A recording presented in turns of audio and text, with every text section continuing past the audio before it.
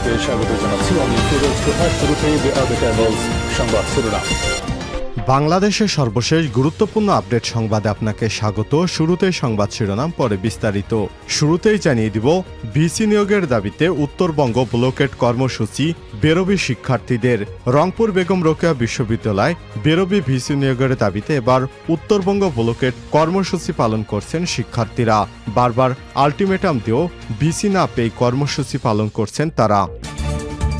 এরপর জানিয়ে দিব, সংবিধান পুনর্লিখন বা সংশোধন হবে তা ঠিক করবে পার্লামেন্ট, বললেন মির্জা ফখরুল।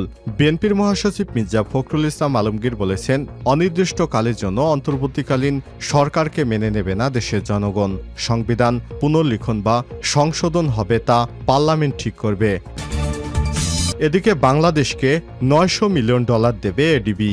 দক্ষিণ এশিয়া ডেভেলপমেন্ট ব্যাংক এডিবি বাংলাদেশের বাজেট সহায়তার অংশ হিসেবে চলতি বছরে ডিসেম্বরের মধ্যে $400 মিলিয়ন দেবে। একই সঙ্গে বাংলাদেশ ব্যাংকসহ বিভিন্ন খাতের সংস্কারের অংশ হিসেবে 2025 সালের মার্চের মধ্যে আরও $500 মিলিয়ন দেবে এডিবি। এবারে জানাবো, আরসা এবং আরএস সন্ত্রাসীদের গোলাগুলি, নিহত 2। এদিকে রাজশাহীতে নিজ বাড়িতে নারীকে গলা কেটে হত্যা। রাজশাহীর শাহ মখদুম থানায় রায়পাড়া মহল্লায় ফাঁকা বাড়িতে এক নারীকে গলা কেটে হত্যা করেছে দুর্বৃত্তরা। আজ মহল্লার নিজ বাড়িতে তার গলা কাটা লাশ উদ্ধার করেছে পুলিশ। এবং সর্বশেষ জানিয়ে দিব, ভারতে স্যামসাংয়ের 100 কর্মীকে আটক। স্যামসাং ইলেকট্রনিক্সের অন্তত 100 জন কর্মীকে গ্রেপ্তার করেছে ভারতীয় পুলিশ। অনুমতি ছাড়া তারা সোমবার 16 সেপ্টেম্বর বড় ধরনের আন্দোলনের পরিকল্পনা করায় তাদের আটক করা হয়েছে বলে জানিয়েছে ভারতীয় পুলিশের এক কর্মকর্তা। খবর ভারতীয় সংবাদ মাধ্যম রয়টার্সের। তামিলনাড়ুর চেন্নাই অবস্থিত স্যামসাং হোম অ্যাপ্লায়েন্স প্ল্যান্টের ওই কর্মীরা গত 7 দিন ধরে উৎপাদন বন্ধ রেখেছে। প্রতিষ্ঠানটির কর্মীরা ভারতীয় অর্থনীতি বছরে $12 বিলিয়ন রেভিনিউ যোগান দিয়ে থাকে। কাঞ্চিপুরাম জেলার সিনিয়র পুলিশ অফিসার শঙ্কর গার্নেটস বার্তা সংস্থা রয়টার্সকে টেলিফোন করে বলেছেন, পরিস্থিতি নিয়ন্ত্রণে 100 কর্মীকে গ্রেপ্তার করা হয়েছে। প্রিয় দর্শক, এতক্ষণ শুনছিলেন সংবাদ শিরোনাম, এবারে বিস্তারিত। তবে তার আগে বন্ধুরা, অনুরোধ থাকবে এই সংবাদটিতে একটি লাইক দিন। এই চ্যানেলে আপনি নতুন হয়ে থাকলে আমাদের সংবাদটি দেখতে দেখতে চ্যানেলটি সাবস্ক্রাইব করে রাখুন। কমেন্ট করে আপনার মূল্যবান মতামত জানিয়ে দিন বন্ধুরা, আপনি বিশ্বের কোন দেশ থেকে বা বাংলাদেশের কোন স্থান থেকে আমাদের সংবাদটি দেখছেন এবং শুনছেন। এবারে বিস্তারিত। ভিসি নিয়োগের দাবিতে উত্তরবঙ্গ ব্লকেট কর্মসূচি বেরোবি শিক্ষার্থীদের। রংপুর বেগম রোকেয়া বিশ্ববিদ্যালয় বেরোবি ভিসি নিয়োগের দাবিতে এবার উত্তরবঙ্গ ব্লকেট কর্মসূচি পালন করছেন শিক্ষার্থীরা। বারবার আলটিমেটাম দিয়েও ভিসি না পেয়ে এই কর্মসূচি পালন করছেন তারা। সোমবার 16 সেপ্টেম্বর সকাল 11টায় বিশ্ববিদ্যালয়ের মূল ফটকে সবাই একত্রিত হয়। পরে নগরীর মডার্ন মোড়ে গিয়ে ঢাকা রংপুর মহাসড়ক অবরোধ করে রাখেন। এ সময় তারা আবু সাইদের ক্যাম্পাসে বৈষম্য চলবে না, চলবে না, চলবে না, ভিসি নিয়ে টালবাহানা চলবে না, চলবে না, ব্লকেট ব্লকেট, উত্তরবঙ্গ ব্লকেট ইত্যাদি স্লোগান দিতে থাকেন। শিক্ষার্থীরা বলেন, বিগত সময়ে আমাদের সাথে বৈষম্য করা হয়েছে। আমরা সেই ফ্যাসিস্ট সরকারকে বিদায় করেছি। আমরা এখন আর বৈষম্য চাই না। যেখানে নবীপ্রবি ভিসি পায় সেখানে আমরা ভিসি পাই না। অথচ কোটা আন্দোলন থেকে সরকারের পতনের পর অগ্রণী ভূমিকা পালন করেছে বেগম রোকেয়া বিশ্ববিদ্যালয়ের আবু সাইদের শহীদ না হলে এই আন্দোলন গতি পেত না। শিক্ষার্থীরা আরও বলেন, শিক্ষা মন্ত্রণালয় থেকে একটি চিঠি আসে। সেখানে বিশ্ববিদ্যালয়ের আর্থিক এবং প্রশাসনিক দায়িত্ব বিশ্ববিদ্যালয়ের জ্যেষ্ঠ অধ্যাপককে দেওয়ার কথা থাকলে সেটি দেওয়া সম্ভব হয়নি।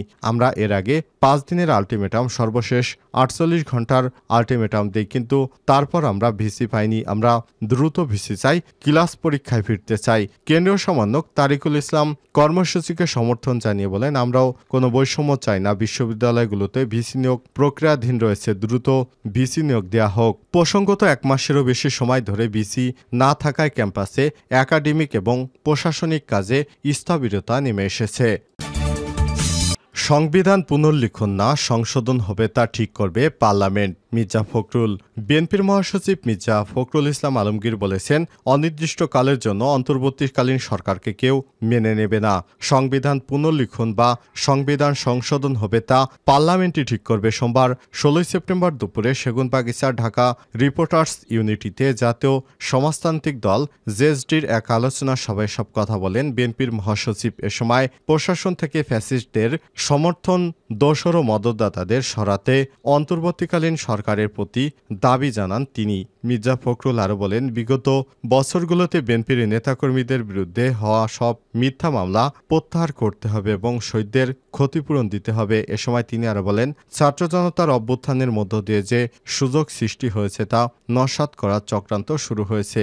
এজন্য সবাইকে সতর্ক থাকার আহ্বান জানান মির্জা ফখরুল। এদিকে গতকাল রোববার 15 সেপ্টেম্বর দুপুরে গুলশানে বিএনপি চেয়ারপারসনের রাজনৈতিক কার্যালয়ে এক সংবাদ সম্মেলনে বিএনপির মহাসচিব বলেন, গত 5 আগস্ট বাংলাদেশের জনগণ আবারও মুক্তির স্বাদ পায়। গণতন্ত্রের পথ সুগম করে অসংখ্য ব্যক্তি এবং পরিবার রয়েছে।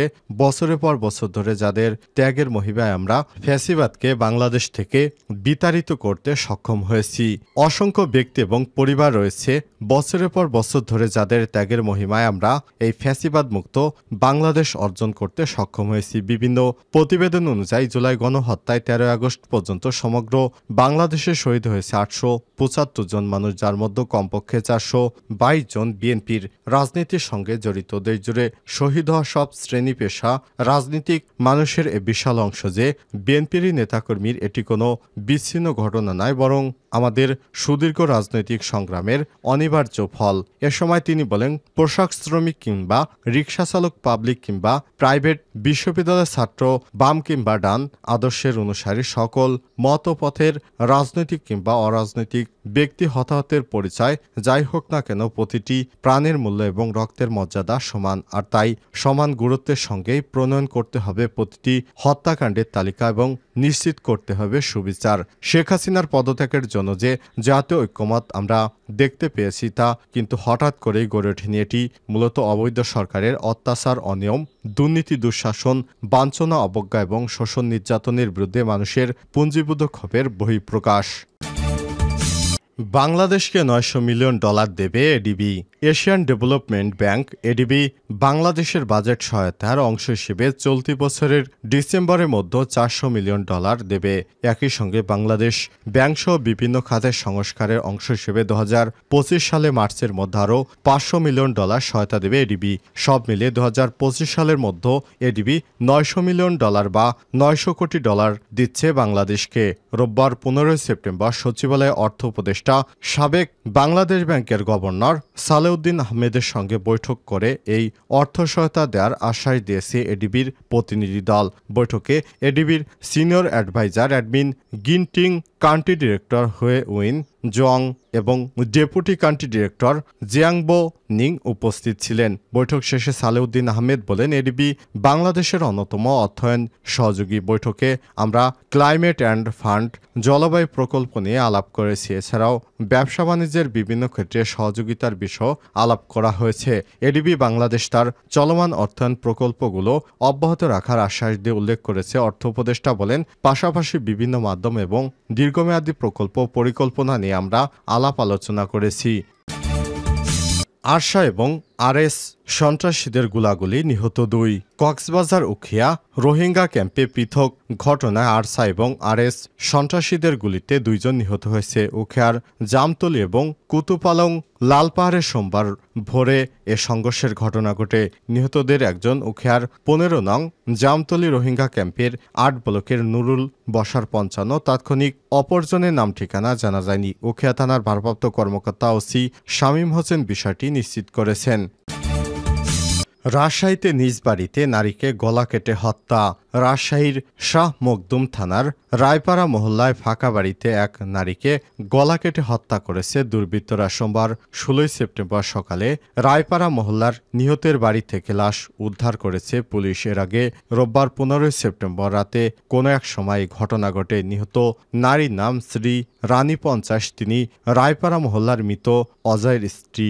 রাজশাহী মেট্রোপলিটন পুলিশ আরএমপি মুখপাত্র শুধুমাত্র অতিরিক্ত উপপুলিশ কমিশনার সাবিনা ইয়াসমিন কালবেলাকে বিষয়টি নিশ্চিত করে বলেছেন, নিহত রানীর নিকটাত্মীয় বলতে কেউ নেই। স্বামীর মৃত্যুর পর তিনি বাড়িতে একাই থাকতেন। রোববার রাতে কোনো এক সময় তাকে নিজ বাড়িতে গলা কেটে হত্যা করা হয়। এ সময় তিনি বলেন, সকালে প্রতিবেশীরা তার বাড়ি থেকে ঘরের মেঝে